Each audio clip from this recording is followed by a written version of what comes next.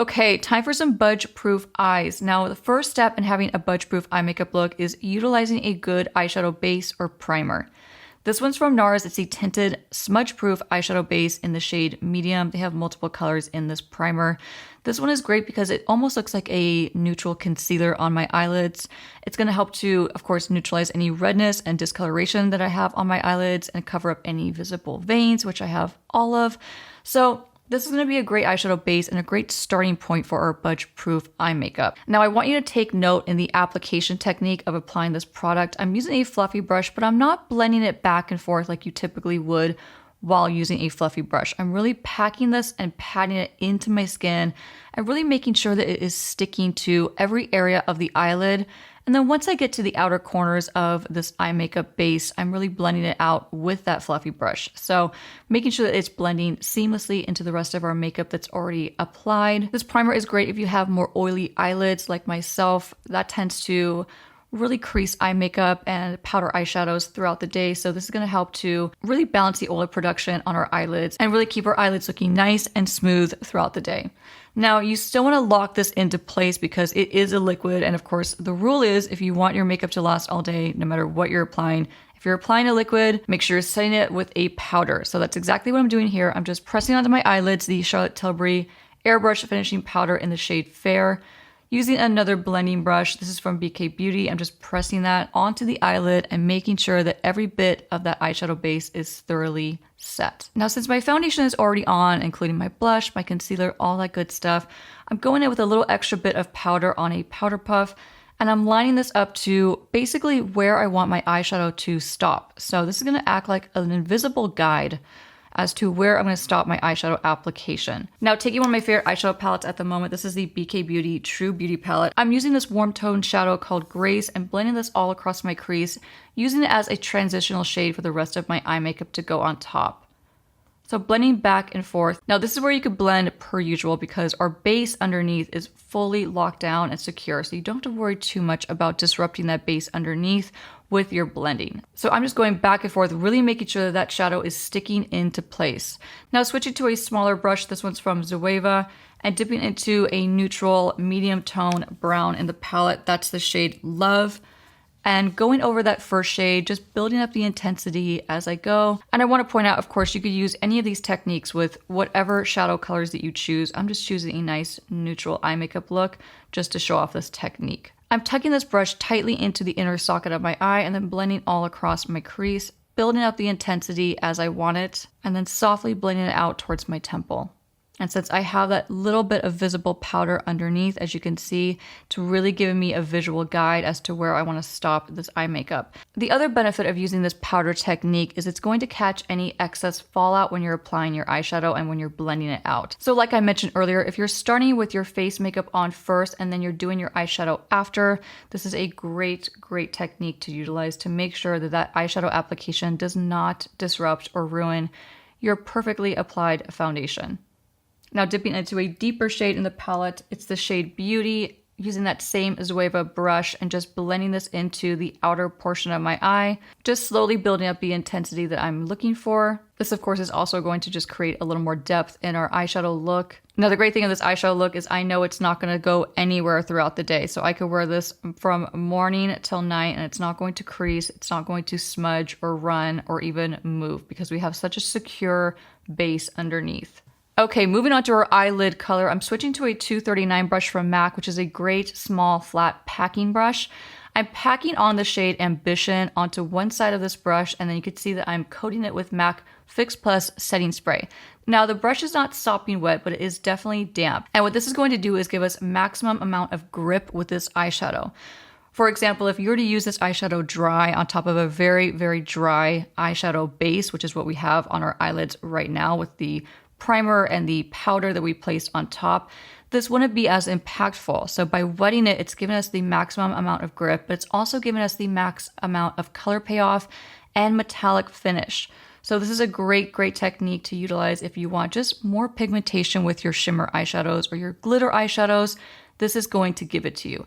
Now you want to use a small flat packing brush for this because you really want to pack this on the eyelid. So Now, the eyelid, I want to point out, is one of the most high traffic areas of your eyes. It's the most mobile part of your eyelid because it is your mobile eyelid, right? So it's constantly moving and constantly folding and blinking. So the chances of that eyeshadow creasing throughout the day is very high unless you're going to take these steps to make it budge proof. Now, dipping into one of the lighter shades in the palette, that's the shade Beam, just with a small blending brush from Morphe. I'm pressing this into the inner part of my tear duct and building up the intensity as I go. So working in layers is going to be your best friend with all of these techniques, whether it's for your face, your eyes, or your lips.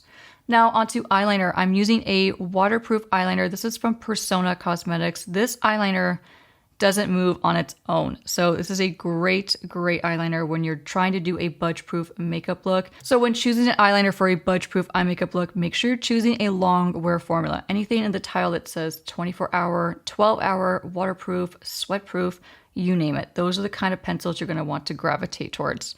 Now, after I've applied the initial wing, of course, I'm blending it out using a small BK Beauty brush and just really pressing it onto my eyelids, securing it into place. Now you'll notice that I'm taking this powder puff. I'm not adding any new powder to it, but I'm just taking this and resting it very gently on my skin to use as stabilization. Now normally I just would rest my pinky on my face, but when I'm doing a budge proof makeup look, I wanna make sure that nothing is going to disrupt that base. Now switch to a smaller blending brush. This is from Morphe as well. I'm just lightly pulling out the edge of that liner, giving it a really thin and very tapered look. And just like I mentioned, it's all about layers when you're doing budge proof makeup. So I'm going over that eyeliner one more time with a second layer of this long wear eyeliner. And then repeating the steps, just blending it very lightly into place, making sure that I'm happy with the overall shape.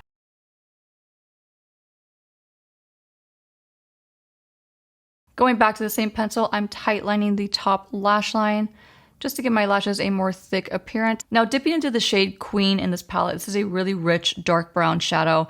I'm using that same blending brush from Morphe, and you can see that I'm really pressing this onto that pencil liner. This is going to do two things. It's of course going to deepen and intensify that plum liner that we applied earlier because this is a dark brown shadow that I'm applying on top. But what it's also going to do is lock it into place because remember the rule, anything cream or wet or liquid that you put on your skin, you want to make sure that you are properly setting it with a powder. So the same rule applies with your pencil. Make sure you're applying a powder on top to lock it into place so it does not move. This is one of the techniques that I would always use on my brides back when I was doing bridal makeup. This was my no-fail technique to make sure that their eye makeup and eyeliner especially did not run through tears, through laughing, through dancing. This kept it on all night. And make sure you're working slow with this. You don't want to have a ton of dark shadow fallout, so I'm really pressing this onto my eyelids before I even try to blend it out. This is crucial, so make sure you're pushing it onto that pencil liner first and then softly blending out the edge. I'm just taking a little bit of powder on a flat brush and just lightly dusting off any of that fallout that did happen, which is only a little bit. And now going in for a second round of pressing on that dark shadow onto our pencil liner, getting it as close to our lash line as possible. This technique will give your lashes a thicker appearance, which is always super flattering. And lastly, don't forget to tuck a little bit of this dark brown shadow into the inner corner where we did tightline with that Plum liner. Just by getting the very outside and a little bit into the waterline with this shadow, it's going to help to set and lock in that liner. Going back to that Plum liner one more time, I'm just lightly lining my bottom lash line. I'm not doing a thick amount of this. I just want a small, very thin wash of this liner because that's going to act like our base for the rest of the shadows to go on top. Now smudging it out lightly with a BK Beauty brush and just blending it out very subtly so it's not a harsh line. And since we'll be applying eyeshadows to the bottom lash line, and I also did not use that smudge-proof eyeshadow base on my bottom lash line, this pencil is what's going to act as our eyeshadow primer for this specific spot. Now taking that dark brown shadow in Beauty and just pressing this onto that pencil liner, really locking it into place so it does not smudge and it does not run. Now mixing the two first shades I used in my crease with a small A502 brush from BK Beauty, I'm blending those all across my bottom lash line, which is going to help diffuse that more harsh, darker line and really soften it. But what's also going to do is, of course, set that into place because it's more powders and more layers, which again, you want to work in layers when you're going for budge proof makeup. The more layers, the better. So just blending that back and forth, making sure that I'm happy with the amount of color that I have applied. And now on to mascara. So I'm using a regular mascara. I'm not using waterproof. The reason for that is because I'm going to lock it in with a clear waterproof sealer. This is from Huda Beauty. This is just going to go on top of that existing black mascara, and it's going to, of course, lock it into place, but it's going to make it waterproof, which is genius because if you don't have a waterproof formula mascara that you love, just grab this, place it on top, and you're good to go. Same thing, I'm doing one coat on the bottom lash line and then sealing it and locking it into place with that waterproof formula. And one thing I want to point out is if you're not keen on using a waterproof mascara because of how difficult they could be to remove at the end of the day, I do strongly suggest you're still using one on your bottom lashes. The bottom lashes are pretty tricky. So if you get a little too much mascara on your bottom lashes, or if you just have long bottom lashes in general, the likelihood of them leaving a couple smudges behind throughout the day, think about how many times you're looking down at your phone throughout the day. When you do that, or when you're looking down in general, your bottom lashes will hit your skin. If you're not going to do a waterproof on the top lashes, if you want a budge proof eye makeup look, at least do a waterproof on the bottom lashes. Trust me, it's a game changer. Thank you so much for watching part 2 on how to get budge proof eye makeup. Make sure you click on this video right here to see exactly how to get budge proof lips. I'm also on Instagram and TikTok. I'm at Makeup by Nikki LaRose. And if you like this video, don't forget to give it a big thumbs up and subscribe to my YouTube channel. I'll see you guys next time. Bye.